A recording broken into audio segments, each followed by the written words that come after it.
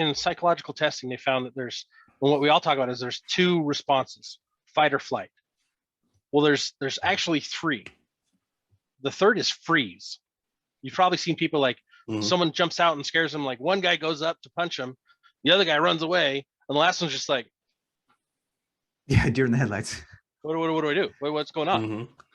And what they found, this is kind of interesting, is when people are in those situations where it's like, what do I do?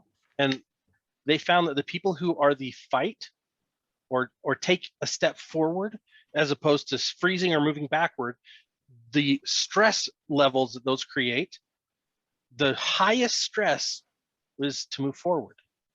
But what's interesting is that highest stress actually puts you into the smartest response that you can get into. Your brain will start problem solving faster than you're moving, so that you can actually create a better solution, better outcome by moving forward. Whether it's like a fight situation, right? The best thing, fight or flight, not necessarily fight. The best thing to do is run, get out of there, whatever it is. But like any kind of like major situation that hits, it's just like, oh crap, you got to figure something out. If you sit there in the stress, it's going to be worse for you. But if you fight through the hardest part of that, which is the first few seconds, and get to action, you're going to find you're going to be more adept to problem solving, more adept to getting a solution, more adept to overcoming that challenge and rising above your expectations. I was listening to a podcast actually this morning where the scientific teams that were researching these things were talking about that. And I was like, holy crap, that's fascinating. I'll share it on our social media so you guys can go look at it. It's a good hour and a half, but it's got like David Goggins, man, I can never say it right. Goggins, Navy SEAL, Ranger, Air Force, paramilitary, whatever, pararescue. Thank you, Brandon. Nice. Like the guy, he's like the baddest guy I know of in the military, and he's got some amazing things that he's accomplished. Then they've got some of the other guys in there talking about like how they respond to these things, and it's like mindset is your most valuable resource. And Shane and I have been talking about this for years. There's nothing more valuable to a prepper than their mind.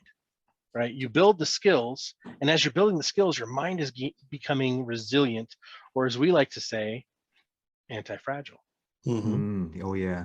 Right. Obviously, that all builds confidence and takes away that stress. But you've got to practice as well. Obviously, if in many situations, obviously, what is several years ago, there were a lot of these shootings, right? And a lot of the discussions were, okay, they try to give you a protocol of how to behave, right?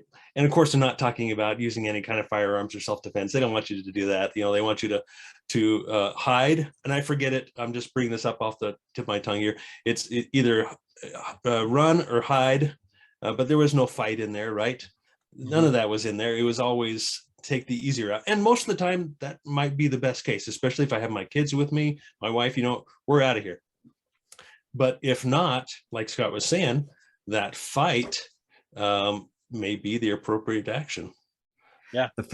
I was talking to a guy this afternoon, and he said, if an emergency hits, what's the first thing you're going to do?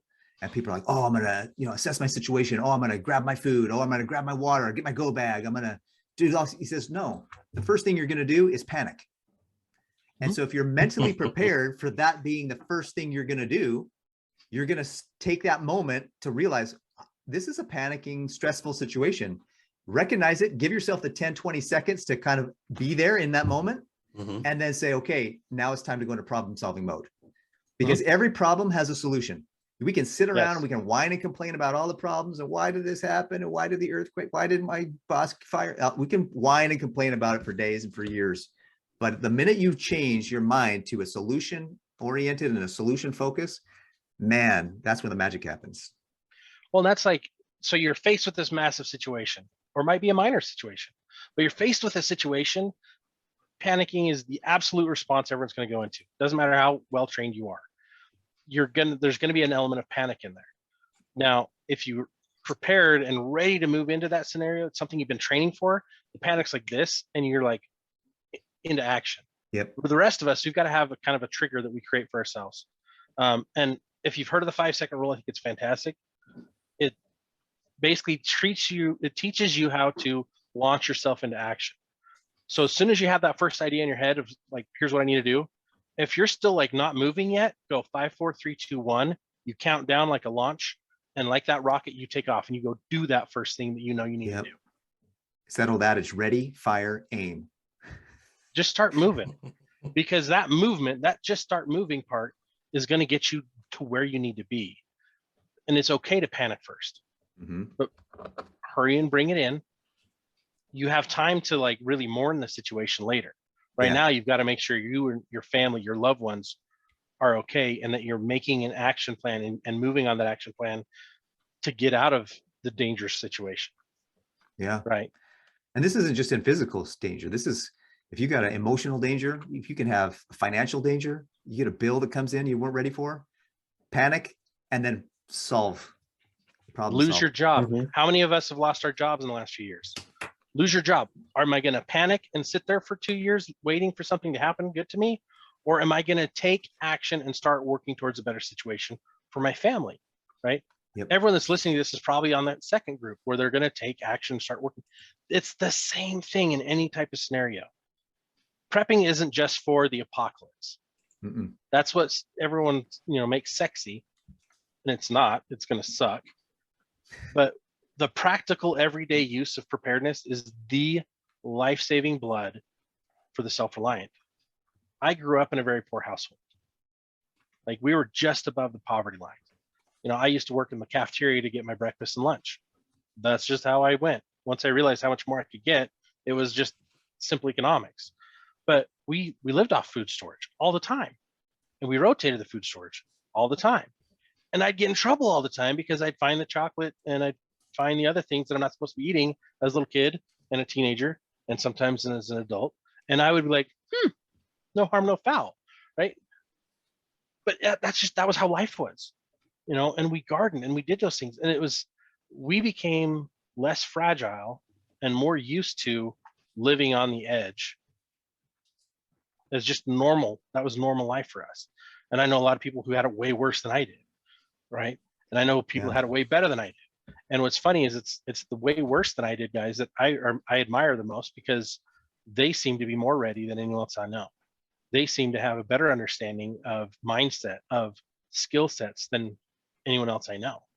And it's a huge benefit to have gone through kind of your own trial of fire, because it helps strengthen that mind, helps strengthen your resolve to make and not just make plans, but actually act on those plans.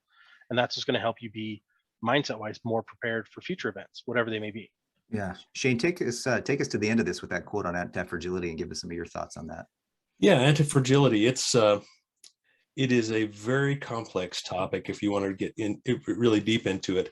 I'd like to keep things as simple as possible. If we delve too deep into it, it is confusing. So I'm going to try and skim across the top of anti-fragility. And it does kind of mean what you think it might mean. It's the opposite of fragile. But as something is fragile, the opposite being anti-fragile is actually more extreme, in that when something is anti-fragile, it thrives on that chaos. It does better, performs better in complex situations or in difficult times. And a simple example, at least simple in my head, it may not be so simple for you guys. Simple example is comparing the stock market to gold and silver, right? So you're an investor in Paris. I know hopefully this will ring true with you. As an investor, you want to take advantage of the growth that's happening in the markets, right? In the equities, bond stocks, whatever, right? Because if you didn't, you would have missed out for the past couple of decades, because everything's just gone up, right? Markets have always gone up.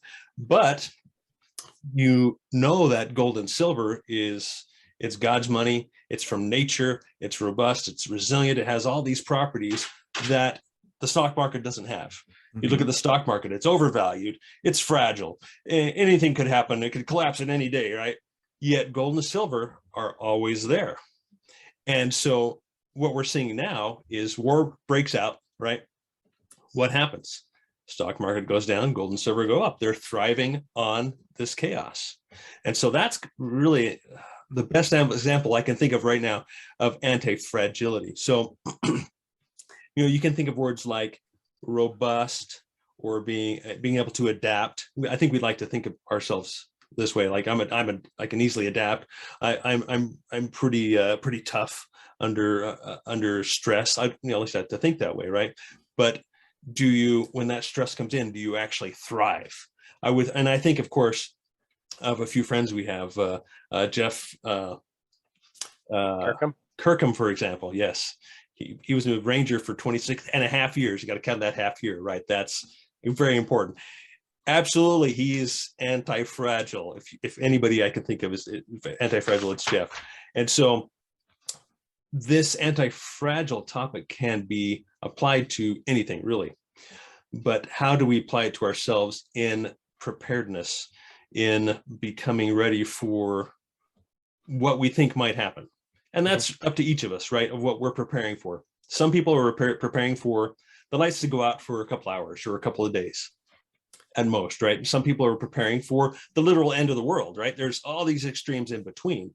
So do you believe in survival of the fittest?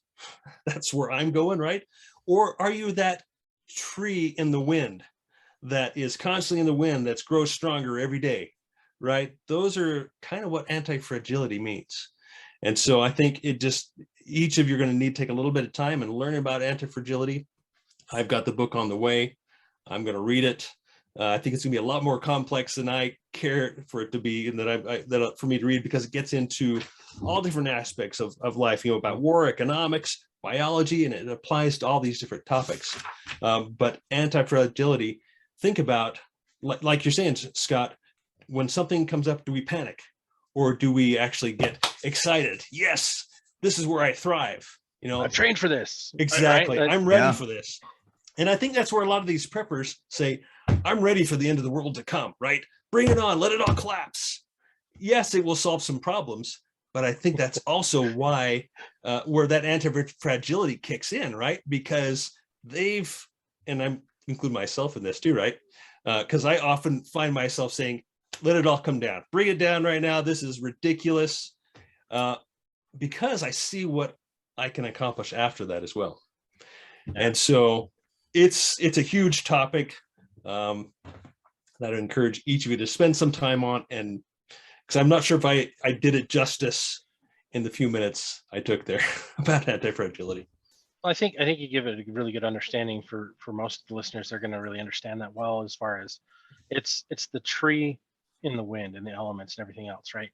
It's not just going to blow over at the next storm, but the tree that grew in a greenhouse with no wind, with less light, like, it may grow taller, faster, but then if you move that greenhouse away from it, the first windstorm is going to rip the roots right out. Yeah. And we had a really neat experience with that. Just last year, we had this windstorm that whipped through where I live, and there were all these trees just ripped out because their roots were shallow, right? They were fragile. Their roots were shallow because people were overwatering. They weren't letting it water deep. They were watering a little at a time. And so the roots stayed at the surface. And so when it comes to anti-fragility, it's making sure you're going deep, right? Making sure you're putting in, grabbing onto these things, grabbing onto practicing anti-fragility, practicing resilience, practicing working on your mindset, practicing the skills that we've talked about. That's how you build anti-fragility. Yep. That's what we're trying to get at, and helping you understand what anti-fragility is. It reminds me of a really neat quote that I've heard, and you've probably seen it go around, but good times create weak men create tough times create strong men, and then strong men create good times. And that kind of leads into, what's going on in the world right now. Just to finish off the podcast here today, thank you so much for joining and listening and being a part of our little conversation back and forth, and we appreciate it. And so we want to just kick off with a few minutes of kind of the times we're in right now are going to require for some strong men to step up, and women. Yeah, you're right. Thank Definitely you. Women. So what is there anything on your mind, guys, right now about what's going on in the world. Of course, we got a war going on in Ukraine. We've got stuff happening at home here in the United States with all the different struggles